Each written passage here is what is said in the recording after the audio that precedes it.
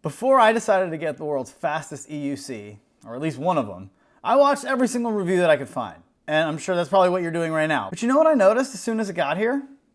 There are a few things that I wish I had known about this EUC that nobody's really talking about on the internet. Here are 6 things that nobody told you about the V13. Now, just in case you're wondering who am I and what kind of rider am I, I'm 40 years old, I have terrible knees, and I broke my wrist about 2 years ago on an electric unicycle, going about 25, 26 when I caught my first set of speed wobbles, scared the absolute life out of me, and I sold my EUC, and that was it. That was on a V11, and I was pretty sure I was never gonna ride again. Well, that was 2 years ago, and I am just chomping at the bit to get back on it. There's nothing like the feeling of an EUC. So I was starting to look at what was the safest one that I could buy. And that is basically how I landed on the V13.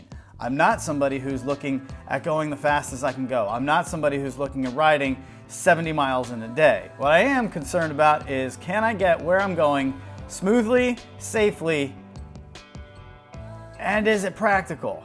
We're gonna find out a little bit about that third one. There are some ups, there are some downs about this wheel. This one might feel about a little bit negative, but don't worry, because my next video, I'm gonna tell you all the things that I absolutely love about it.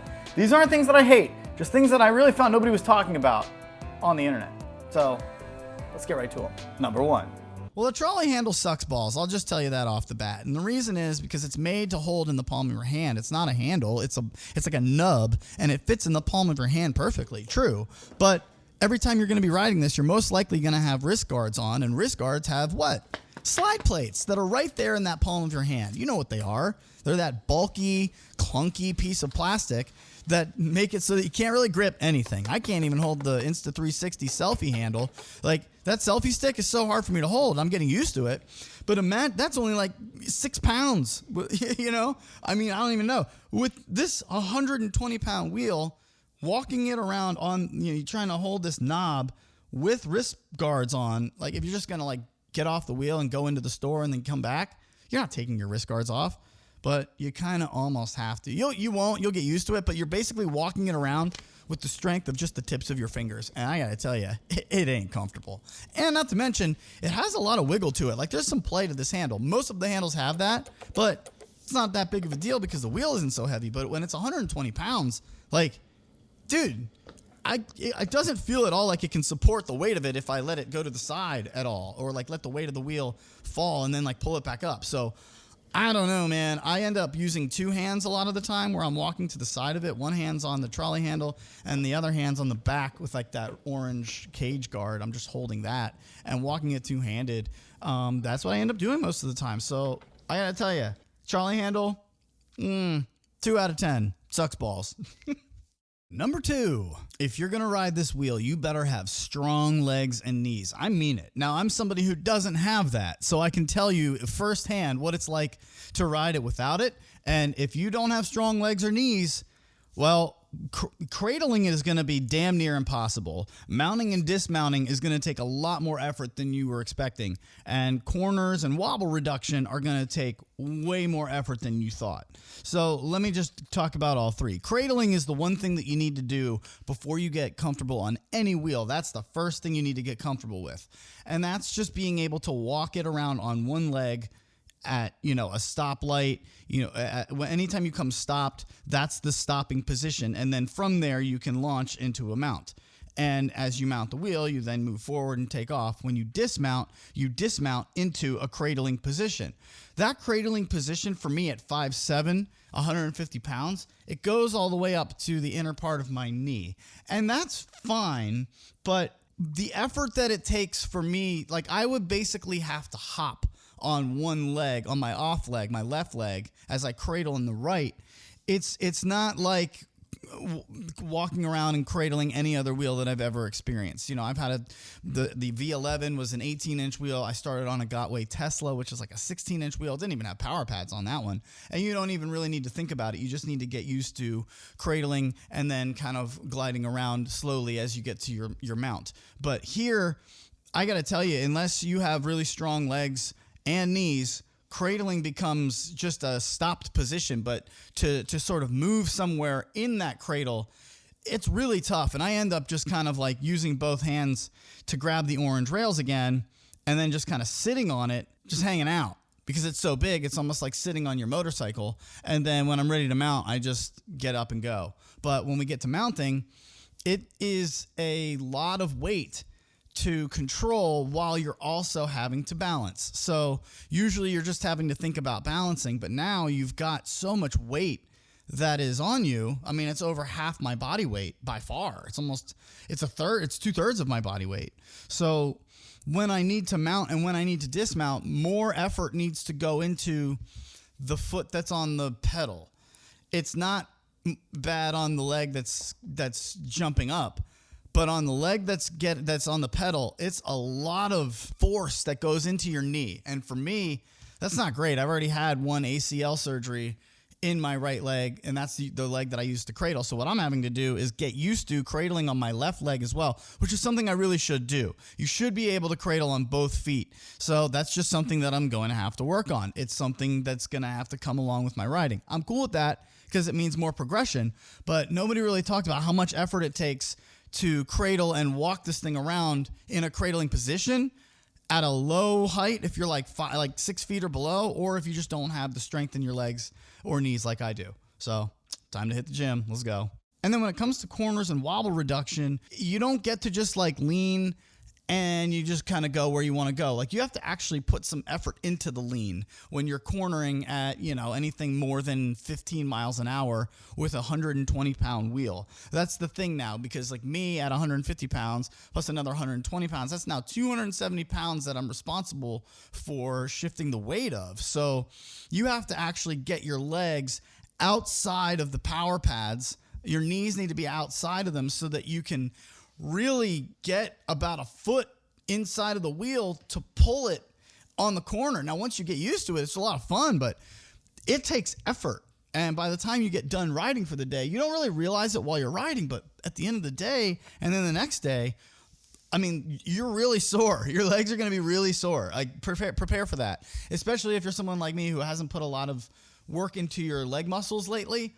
You're going to be very sore, and it's going to take a little bit of effort getting into a comfortable, just hop on this thing every day and ride without any kind of aches and pains. But hey, that just means you're getting stronger and you're learning a new wheel. So now anything that you get on after this is going to feel like a piece of cake. Just remember that. The third thing nobody's talking about is the range that you can get out of this wheel. Everybody's talking about how little the range is, but what nobody is mentioning is if you're like me and you're not going to ride this faster than 30 miles an hour, dude, you can get like 80 to 90 miles out of this thing. Easy. Like I was looking down at my display earlier and it said I had like 85 miles of range left, and I still had like 85% battery left. Like, I mean, I'm not going 30 miles an hour plus, and I am using 100% power assist. So if I took that off, you could get even more. But I did find that without power assist, it's pretty damn clunky to ride this thing. It's basically like a tank. So when you put power assist on and you keep it under 30 and you just kind of chill and use it as a cruiser, you'll never have range anxiety. I promise you. I know you're hearing that on other reviews, but if you're somebody who wants to go and hit it to the max and you're going to be riding at 55 miles an hour or just 30 plus, yeah, it's going to drain the battery, I'm sure. But, I'm telling you, for somebody who is going to ride under that, if you got it for the same reasons that I did, for stability, safety, and cruising, you're never going to have range anxiety. I promise you. You're just not. You can ride all day. I've been riding for days. Like, here's what's going to happen. Your legs are going to give out way before the battery does. Let's just put it that way. Fourth tip nobody's really talking about is the placement of the stock pads. What do you do? Because the stock pads are decent, and maybe you're like me and you ordered like some sort of third-party pads, but they're not here yet, but you want to get out and ride. So what do? How do I know where to put them? Well, I'll tell you right now, all the way to the front. I messed with this. I made the first mistake. First of all, they have to be even. If they're not perfectly even, right and left side, like one's a little bit further up than the other one, you're going to feel so weird on this wheel because of how big it is and how much weight you have to carry and throw around. Like you're just going to immediately notice it, and you're going to be like, oh, that's, I got to move it. So I realized that at first. And then I still had about half an inch to move it forward. I still had more room that I could have moved it forward. And what ends up happening is that and this is going to go with the next tip. So we'll just kind of do this all in one, 4 and 5, is that if your pads aren't forward enough, it doesn't allow you to get into an athletic position. You end up standing pretty straight up. And that moves me into my next point, which is I never felt comfortable on this wheel until I decreased the pedal angle. And they call it balance angle on the display.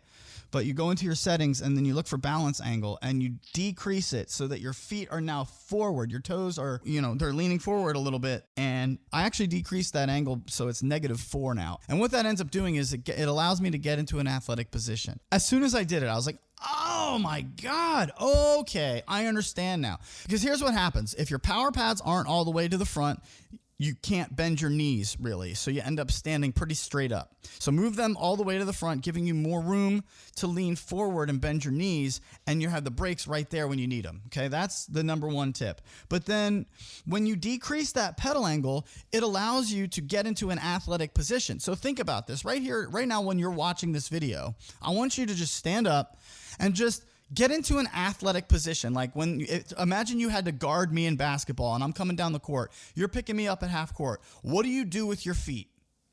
Right? No one in the whole entire universe would ever advise you to stay back on your heels. Like that's just the last thing you want to do when you're guarding somebody. And if you look at the angle of your feet when you're on the balls of your feet, your toes are lower than your heels. That makes total sense. So if you're on a flat ground, if you're literally your heels are even with your toes and you're just standing flat, you're not in an athletic position, and it feels like that on the wheel. So I couldn't understand why I felt so awkward. And then I realized once I decreased the balance angle of the pedals that, it's because I'm sitting here trying to do athletic things in a very non-athletic position. So definitely move the stock pads all the way up so that you have room to bend your legs, and then decrease the pedal angle to a point where it feels comfortable enough so that you're now feeling like you're riding on the balls of your feet and not flat-footed. Oh my goodness, it made all the difference. And the last thing I wanted to talk to you about today, the sixth tip that nobody's told you about the InMotion V13, is that you need to really respect the ride. I don't see a lot of people talking about that. I don't want to come down like dad talking to you about you need to be careful. But what I mean about this is I treat this like it's a 1000cc Ducati that I got so that I could safely go the speed of a moped. And that's how I'm looking at it. I'm not trying to get on the Red Bull team. We've already talked about that. I don't want to send this full send because I can't. I'm 40. I have bad knees and a broken wrist from a pretty rough spill on an EUC in my past. So, as a piano player, a guitarist, and a wedding DJ, event DJ, radio host, like I need my body, I need my hands, and I need to be able to dance and set up equipment. Like that's what I do. So I really need to respect this ride, and I don't see a lot of people talking about how powerful it is when you make a mistake. You really need to understand your braking distance and how much this thing can really like jump off the line if you make an accident with your weight. And what I mean by that, I'll leave you with this, is I was just sitting up in my apartment and I was trying to just get used to mounting. So I had it on so that it was leveled, but I was in a position where I only had like 2 feet around me. And I just wanted to stay still, but just mount, dismount, mount, dismount, mount, dismount. And on about the fourth one, I don't know if my leg just got a little bit tired or whatever, I just got a little bit squirrely, but I didn't have anywhere to go. And I ended up backing into the couch, and then I had to like kind of fall off of it, and it like really fast, like ran all over the place, and it went right past my iPad. Like it could have absolutely smashed my iPad, which I use for work. It was just sitting on the ground like 5 feet away. But if you make an unwanted movement on this, it can really take off, just like a Ducati. If you really just whiskey throttle the wrist and just kind of rip the throttle, you don't realize it the first time, it's just going to dump you. That front tire is going to fly up and you're just going to be gone. So you get used to the smoothness of this wheel, but you really don't realize the power that is behind it. And I just wanted everybody to understand, you really have to respect this, because of course you can get hurt on it. You can get hurt on anything. And I want you to be out there riding for as long as possible. So since nobody's really discussing the safety of it, I will always gear up on this wheel because it kind of begs you to go a little bit faster. Now, for me, I'm never going to go faster than 30 because my one wheel brain always clocks me at about 20 miles an hour and says, that's enough. I'm used to riding one wheels. That's about as fast as they go. And that's enough. But, you know, even at 20, if you're on pavement or anywhere else, like, dude, that can really mess you up. So I ride this with the respect that it can buck me off at any time because of how powerful it is if I make the littlest mistake, so that I can ride it smoothly and respectfully, and it'll respect me back. I really feel that way. When I ride this with respect, it respects me back and it gives me a smooth ride. As soon as I start getting a little out of control, you start feeling wobbles, you start feeling like you can't pull it on the corner as much as you can, and you might actually hit a wall. Like, it's not worth it to try to throw this thing around and be, you know, real technical with it. It's not the wheel for that. It's the wheel for cruising with respect and using the power the right way. And if you want to do that, you're going to absolutely love the thing.